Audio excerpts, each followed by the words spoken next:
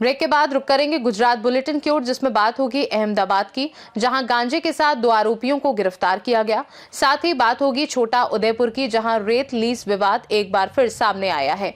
ऐसी तमाम खबरों पर विस्तार से डालेंगे नजर। खोखरा पुलिस ने हाटकेश्वर शमशान घाट के पास चेकिंग के दौरान एक 2 व्हीलर पर गांजा ले जा रहे 2 आरोपियों बसीर खान उर्फ कालिया पठान और अहमद हुसैन उर्फ बरसातू अंसारी को गिरफ्तार कर लिया है, जिनके पास से करीब 10 किलो गांजा बरामद हुआ है।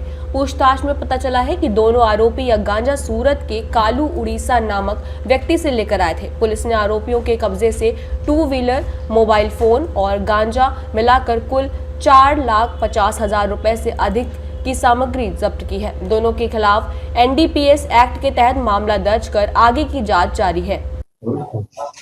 सर, गांजाના જથ્થા સાથે 2 આરોપીની ધરપકડ કરવામાં આવી છે. ક્યાંથી પકડાયા છે, શું નામ છે અને તેમનો ગુનાહિત ઇતિહાસ શું? ગઈકાલ તારીખ 24/11ના રોજ ખોખરા પોલીસ સ્ટેશન દ્વારા હાટકેશ્વર સ્મશાન ગૃહની સામે વાહન ચેકિંગ ડ્રાઈવનું આયોજન કરવામાં આવેલું હતું.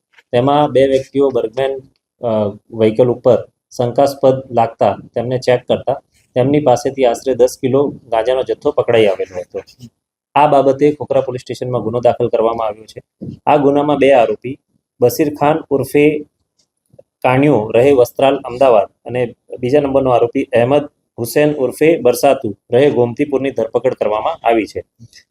પૂછપરછ દરમિયાન જાણવા મળ્યું છે કે આરોપીઓ આ જે ગાંજાનો જથ્થો છે એ સુરતથી કાળુ ઓરિસ્સાવાડાથી લાવ્યા હોવાનું જાણવા મળેલ છે, જેની આગળની તપાસ ચાલુ છે.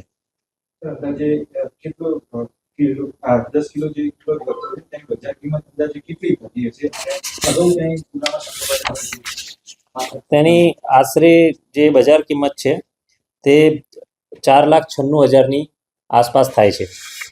આ બંને જે આરોપીઓ છે તેમનો પણ પૂર્વ ગુનાહિત ઇતિહાસ પણ છે, જેમાં બસીર ઉપર પહેલા 2 ગુના દાખલ થયેલા છે, જેમાં એક ખેડામાં 2023માં ગુનો દાખલ છે અને બીજો ગુનો મહારાષ્ટ્રમાં દાખલ છે.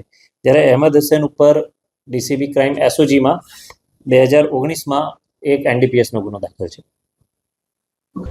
अहमदाबाद से सी न्यूज संवाददाता यज्ञेश गोस्वामी की रिपोर्ट। छोटा उदयपुर तालुका के दुमाली गांव की सीम स्थित सर्वे ब्लॉक नंबर 1 की ओरसंग नदी पट की रेत लीज को लेकर एक बार फिर विवाद भड़क उठा है, जहां लीज धारक सीवला भाई डेडिया भाई नायक का द्वारा लखमन अडोडरा और प्रतीक देसाई को हिस्सेदारी लिखकर देने के बाद भी जारी अंदरूनी तनाव दोबारा उभर आया है। 8 अक्टूबर 2025 को कलेक्टर कार्यालय में दोनों पक्षों के बीच 11% के अनुसार हिस्सेदारी तय कर समझौता कराया गया था, लेकिन आरोप है कि हिस्सेदारी वितरण में गड़बड़ी की जा रही है और तय प्रतिशत नहीं दिया जा रहा है। शिकायतकर्ता ने यह भी शक जताया है कि तुषार इटलिया नामक व्यक्ति द्वारा लीज को अनियमित रूप से चालू रखने की कोशिश हो रही है। इसी को लेकर दर्शाद भाई डेडिया भाई नायका ने कलेक्टर को आवेदन देकर मांग की है कि मामले के पूर्ण निस्तारण तक संबंधित क्ल्यू नंबर को तत्काल प्रभाव से बंद किया जाए, ताकि किसी भी प्रकार की अनियमितता न बढ़ सके। इससे पहले भी इसी लीज को लेकर 7 फरवरी 2025 को शिकायत के बाद क्ल्यू नंबर बंद कर दिया गया था और अब दोबारा विवाद बढ़ने पर कार्रवाई की पुनः मांग की जाएगी। अधिकार सेना सलाहकार जो जे અમે જે ટાઈમે 1 વર્ષથી અમારે શિવલા ડીડિયા નાયક ડુમાલીમાં અમારી લીએ લખી આપેલી હતી. હવે એમાં એ લોકોએ અમારું પહેલું લખાણ હતું લખમણ અડોદરા, એમને પૈસા અમે વારસદારોને અપાવેલા હતા. ત્યારે એ લોકોએ લાલચમાં આવીને વારસદારો 3 થી 4 જણાને લખી આપેલી લીજ. એટલે ગયા વર્ષે અમારે એમના બબાલ થઈ હતી, એટલે અમારે એ આપી હતી કે આ લીજમાં કોઈ પણ અન્ય ઘટના ન બને એને માટે કિયોર નંબર બંધ કરો. ત્યારે કિયોર નંબર બંધ મેં જ કરાયો હતો. ત્યારે જે 8/10/2025ના રોજ મારામાં નોટિસ આવી પુષ્કર શાસ્ત્રી આપી કે પછી અમે પુષ્કર શાસ્ત્રી મારે જોડે આવ્યા, કલેક્ટરમાં સમાધાન કરાર કર્યું.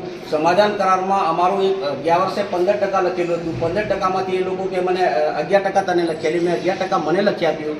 પછી એ લોકો પૂછ્યા વગર કોર્ટ ઓર્ડર લઈ આવ્યા. સમાધાન કરાર તો અમે કર્યું ને, સમાધાન કરાર કર્યા પછી તમને કોર્ટ ઓર્ડર તો મળે. કોર્ટ ઓર્ડર મળ્યા પછી કંઈ પણ ટકાવારી અમને આપવું પડે, તો એ લોકો 7 દિવસથી બેફામ રેતી કાઢે છે.